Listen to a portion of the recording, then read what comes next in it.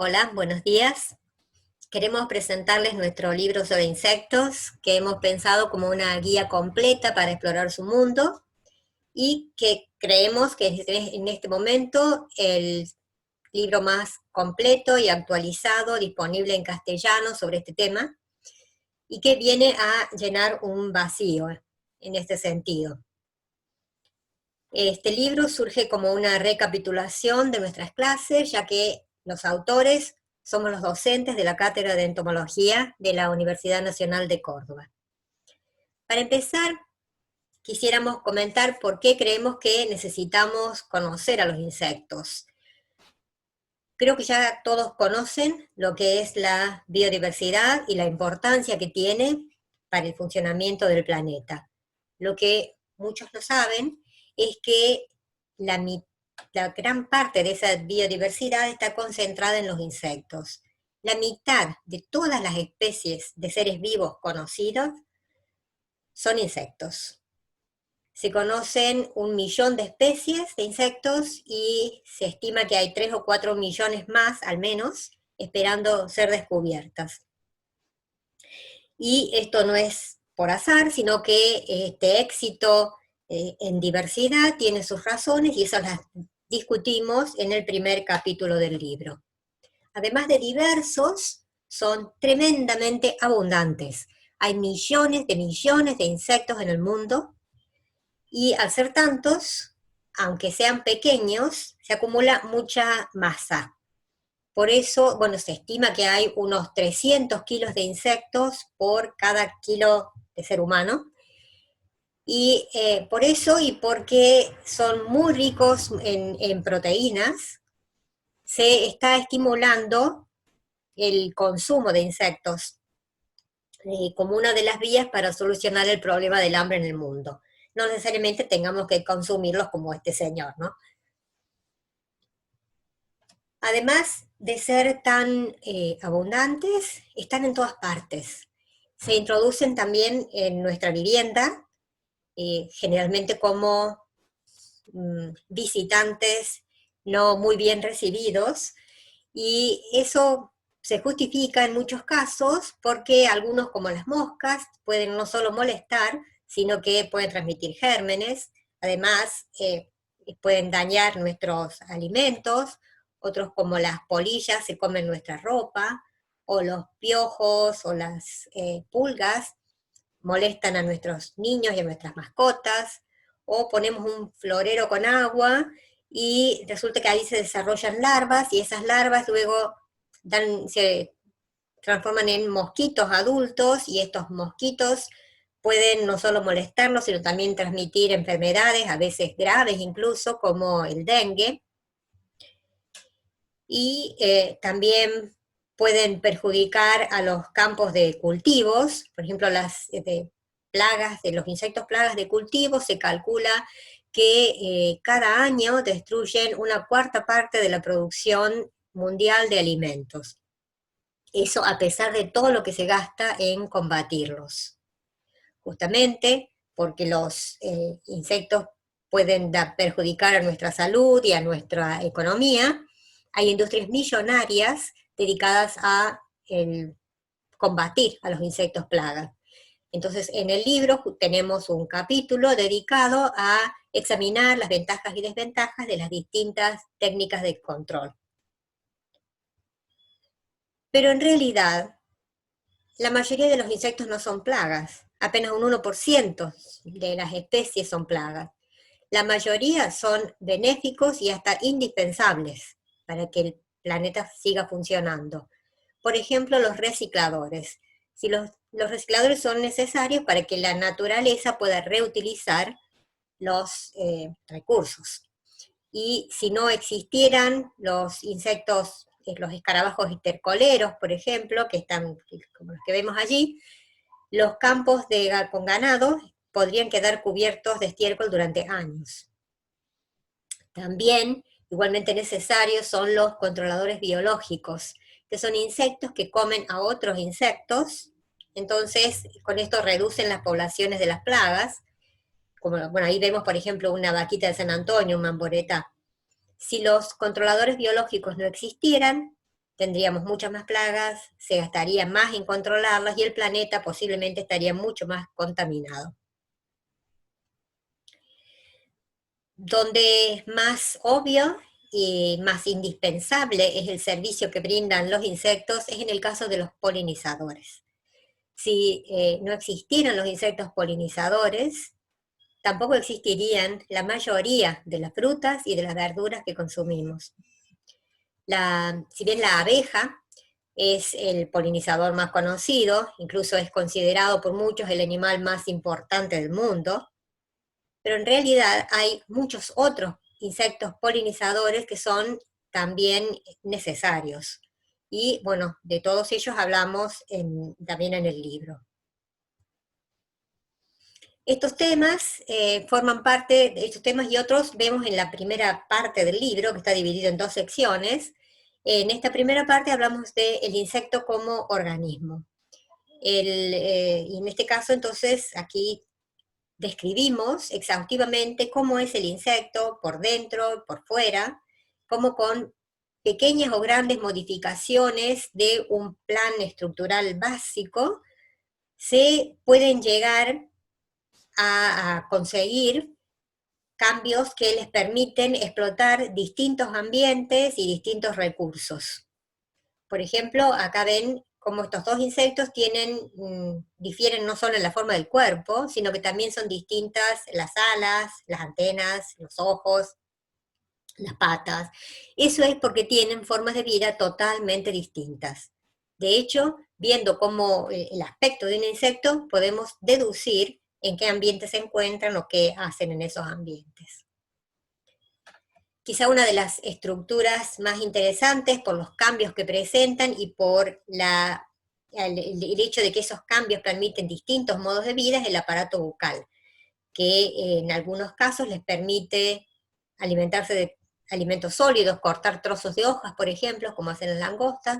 En otros casos pueden llegar a ingerir líquidos y para eso pueden perforar tejidos vegetales o de otros insectos, o pueden perforar nuestra piel para alimentarse de la sangre. El vuelo es otro de los temas que tratamos en el libro y que es interesante por distintos aspectos, por distintas razones. Por un lado, es una de las causas del éxito de los insectos, porque los insectos fueron los primeros animales capaces de volar, y durante cientos de millones de años fueron los únicos que podían hacerlo. Eso les dio una enorme ventaja evolutiva. ¿Por qué? Porque volar implica moverse más rápido y más lejos, entonces es más fácil escapar de los enemigos, encontrar parejas, dispersarse. Pero además, el mecanismo del vuelo de los insectos es fascinante porque no solo porque las alas, que son la estructura para el vuelo, no tienen los músculos del vuelo en su interior. De hecho, los músculos del vuelo ni siquiera tocan las alas. Entonces, esto también lo vemos en nuestro libro. También vemos cómo se produce la reproducción en los insectos, que es una de otra de las razones del éxito. No solo porque una hembra puede poner muchos huevos, como en el caso de muchas especies, donde una hembra puede poner cientos y hasta miles de huevos durante su vida, sino porque además pueden acelerar a través de distintos mecanismos realmente asombrosos la reproducción. Por ejemplo, las hembras del pulgón que ven allá arriba a la derecha, es una hembra virgen que está pariendo otras pequeñas hembras, y esas pequeñas hembras, aún antes de nacer, ya tienen en su interior, en sus ovarios, pequeñas hembras en desarrollo. De manera que la reproducción es rapidísima. También vemos cómo es el esqueleto de los insectos, y los insectos llevan su esqueleto por fuera, y entonces vemos también cómo para crecer tienen que cambiarlo a través de un proceso que se llama metamorfosis y que puede ser muy simple, como en el saltamontes que ven a la izquierda, o más complejo, como en la mariposa que ven a la derecha. Arriba a la derecha ven la oruga de la mariposa, la larva, convirtiéndose en crisálida, y en la parte de abajo ven cómo de esa crisálida sale la mariposa adulta, que es totalmente distinta al aspecto que ella misma tenía cuando era un juvenil. Es distinta y tiene distinto tipo de vida, y eso también es parte del éxito de los insectos. Ese esqueleto externo de los insectos tiene coloraciones variadas, a veces realmente deslumbrantes, entonces vemos cómo se producen esos colores y qué funciones tiene la coloración. A algunos insectos les puede servir para camuflarse, pasar desapercibido, no ser visto, como en el caso de los que ven a la izquierda, mariposa arriba, el escarabajo abajo, o puede ser que sean vistos, pero sean confundidos con algo que no interese al enemigo, como ser un palito, como en el bicho palo que ven a la derecha. En otros casos la coloración es muy brillante, muy llamativa, como esto es naranja y negro, rojo y negro, amarillo. Esto sirve para avisar a los enemigos que estos insectos no son comestibles. O sirve a un insecto comestible para hacer creer al enemigo que no lo es, porque está copiando el aspecto de otro insecto que realmente no es comestible. Como las moscas que ven abajo imitando avispas, o la larva de mariposa que ven a la derecha que imita una pequeña serpiente. Y completamos esta primera parte del libro analizando el comportamiento de los insectos, viendo cómo pueden variar desde programas rígidos de comportamiento hasta una capacidad bien marcada de aprendizaje y de memoria, y enfatizamos los distintos mecanismos de comunicación en los insectos. Mostramos entonces cómo el mundo de los insectos es un mundo lleno de colores, de olores, de sonidos, que están llevando mensajes muy claros de un insecto a otro, y que podemos tratar de descifrar esos mensajes. Por ejemplo, el caso de las luciérnagas con sus luces, como ven a la izquierda, el caso de el canto de los grillos, que producen frotando las alas, o las feromonas, que se producen en una variedad enorme y que transmite también una variedad enorme de mensajes.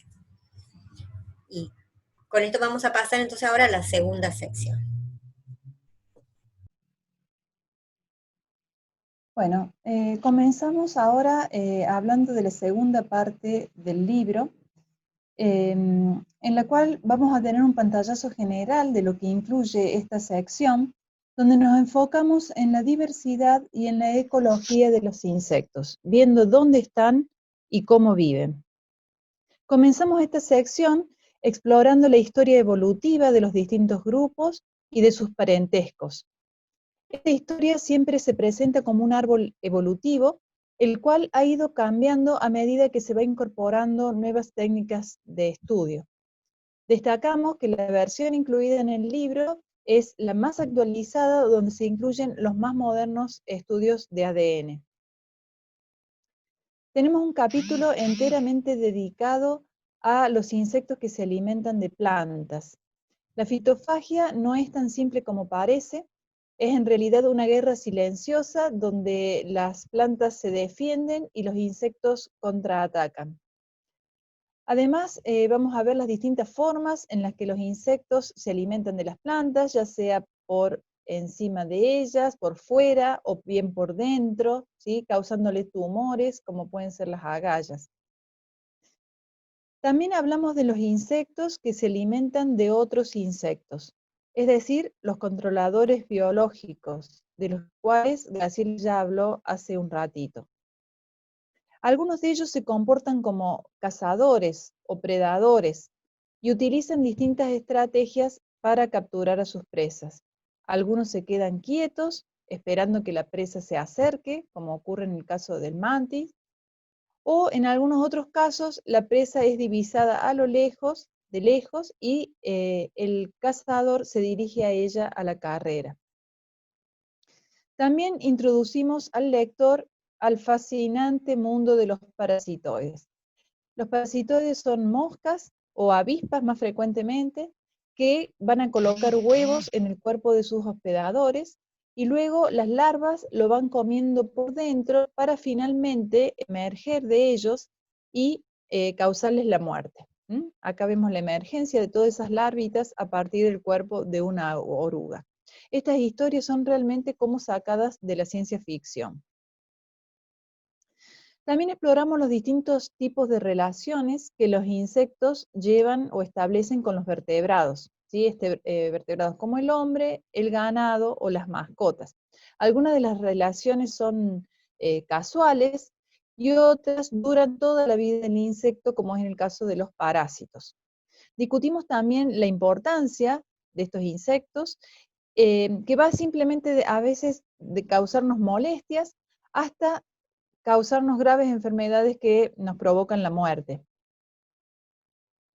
También hablamos de los insectos de suelo, y vemos las formas en que los insectos se desplazan en este ambiente y cómo explotan la enorme variedad de recursos que se encuentran allí, como por ejemplo los cadáveres, los troncos en descomposición o incluso el estiércol.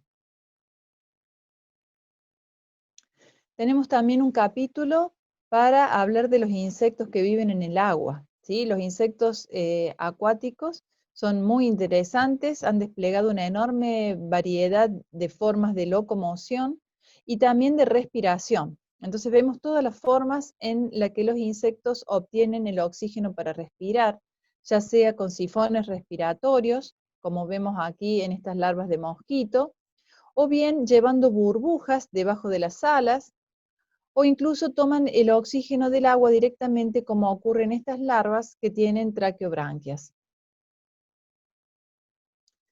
También exploramos el espectro de relaciones entre insectos y microorganismos, desde casos en los que el insecto necesita sí o sí asociarse con microorganismos, por ejemplo, para digerir el alimento, como ocurre en el caso de las termes, ¿sí? Que no podrían alimentarse de madera si no tuvieran estas asociaciones. Y otros casos donde los microorganismos son entomopatógenos, es decir, van a producirle enfermedades o incluso la muerte. Aquí vemos una hormiga de la cual está emergiendo un cuerpo de fructificación del hongo que le causó la muerte. Finalmente, en esta sección del libro exploramos la enorme variedad de sociedades que presentan los insectos, ¿sí? Y vamos a discutir los mecanismos que le permiten dicha organización. Desde la más simple, que serían los cuidados parentales, como vemos aquí en esta tijereta que está cuidando sus huevos y sus ninfas, hasta las más sofisticadas sociedades que establecen las avispas, las abejas y las hormigas. Como hemos visto en esta presentación, el enfoque del libro es ecológico eminentemente, pero a veces trabajamos con insectos y necesitamos saber cómo se llaman, es decir, identificarlos. Es necesario para hacer una búsqueda bibliográfica, por ejemplo. El último capítulo del libro ofrece información para poder hacer estas identificaciones a través de claves. El primer grupo de claves es la clave de órdenes. Los órdenes son los grandes grupos en que se reúnen los insectos. Algunas pueden hasta considerarse intuitivas porque, por ejemplo, las mariposas constituyen un orden, los cascarudos otras. Vemos aquí un recorte de la clave de órdenes donde pueden observar se utilizan caracteres morfológicos y está ilustrada para que la identificación sea más sencilla. Esta es la clave que emplean los alumnos de entomología de la Escuela de Biología en la Universidad Nacional de Córdoba y por años ha sido ajustada y mejorada. Por lo tanto, con esta clave vamos a conocer a qué orden pertenece el insecto con el que estamos trabajando. Una vez identificado, en el libro vamos a encontrar información sobre los 29 órdenes de insectos. Van a ver que debajo del nombre del orden aparecen los nombres vulgares, hay información sobre el número de especies que constituyen actualmente cada uno de estos órdenes, información sobre la morfología, la biología, los subórdenes, y también este apartado termina con ilustraciones de cada uno de los órdenes, para nosotros sumamente valiosas porque son de insectos de nuestra región. Conocido entonces el orden al que pertenece el insecto con el que estamos trabajando, podemos seguir con una identificación más fina, es decir, llegar a saber a qué familia pertenece empleando las claves de familias que aparecen en este capítulo. Claves para reconocer entonces más de 120 familias de insectos que, como en el caso anterior, utilizan caracteres morfológicos, que en algunos casos, al ser insectos pequeños, vamos a necesitar de ayuda para la observación de esos caracteres, por ejemplo, de alguna adaptación en el teléfono. Una vez que conozcamos la familia a la que pertenece el insecto con el que trabajamos, vamos a encontrar en el libro información sobre esas familias, enfocadas particularmente a la biología y a la importancia que estas familias tienen. Y además se mencionan algunas especies de importancia, sobre todo de importancia agronómica, sanitaria y ecológica para Argentina.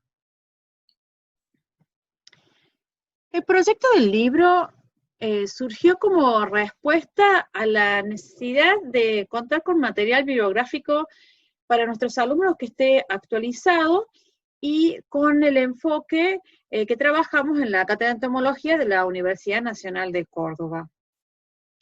Y a medida que este proyecto fue tomando forma y el libro fue creciendo, nos dimos cuenta que el alcance era mayor. Así, este libro está dirigido tanto a docentes como estudiantes universitarios y también a investigadores en el área de la biología y de temáticas afines como pueden ser agronómicas, forestales, ambientales o el área de salud. Y seguramente también será de utilidad para los docentes de nivel secundario de la rama de las naturales. Para todos ellos, el libro puede ser una guía que tome temas, enfoques o ejemplos novedosos para adentrarse en este complejo y fascinante mundo que es el de los insectos. Hemos incluido también en el libro la propuesta didáctica que utilizamos en la universidad. Básicamente consiste en que los alumnos digamos, primer práctico, comienzan la materia en el campo, con un viaje del campo. Y allí observan y capturan los insectos en su ambiente, realizando las anotaciones de dónde los encontraron y qué estaban haciendo. Posteriormente, en el laboratorio, y guiados por las clases teóricas y prácticas, a lo largo de toda la cursada, el alumno va descubriendo el nombre de los insectos, dónde se ubica en el árbol filogenético, dónde y cómo vive, cómo está equipado para su tipo de vida y qué importancia tienen para nosotros y para el ambiente.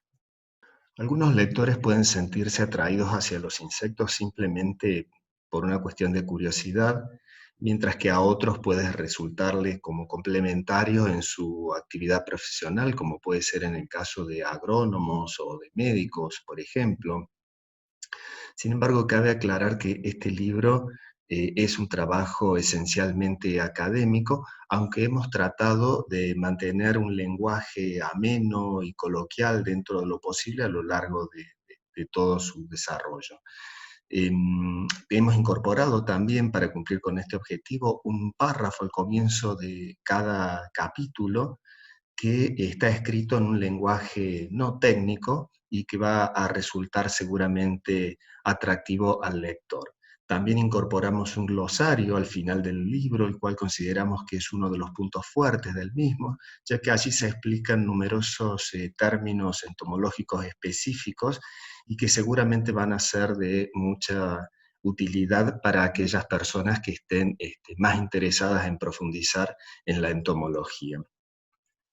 Y como una imagen vale más que 1000 palabras, es por eso que hemos incorporado numerosas ilustraciones, muchas de ellas a color, y la mayoría de ellas provenientes de nuestros fotógrafos, las cuales nos ilustran con insectos locales, lo cual lo hace sumamente interesante, y son las imágenes que ustedes han estado viendo a lo largo de nuestra presentación. Y quiero aprovechar la oportunidad para agradecerles a todos ellos y especialmente a dos fotógrafos maravillosos como son Silvina Acosta y Marcelo Agüero, que muy gentilmente nos cedieron numerosas de sus fotografías. Por último, quiero agradecer a todas las autoridades de la editorial de la Universidad Nacional de Córdoba que nos ayudaron e hicieron posible que este trabajo se vea finalmente realizado. Y en esta imagen estamos todos los autores del libro en un momento en el que el distanciamiento social era algo totalmente impensado. Ojalá podamos volver pronto a esos momentos.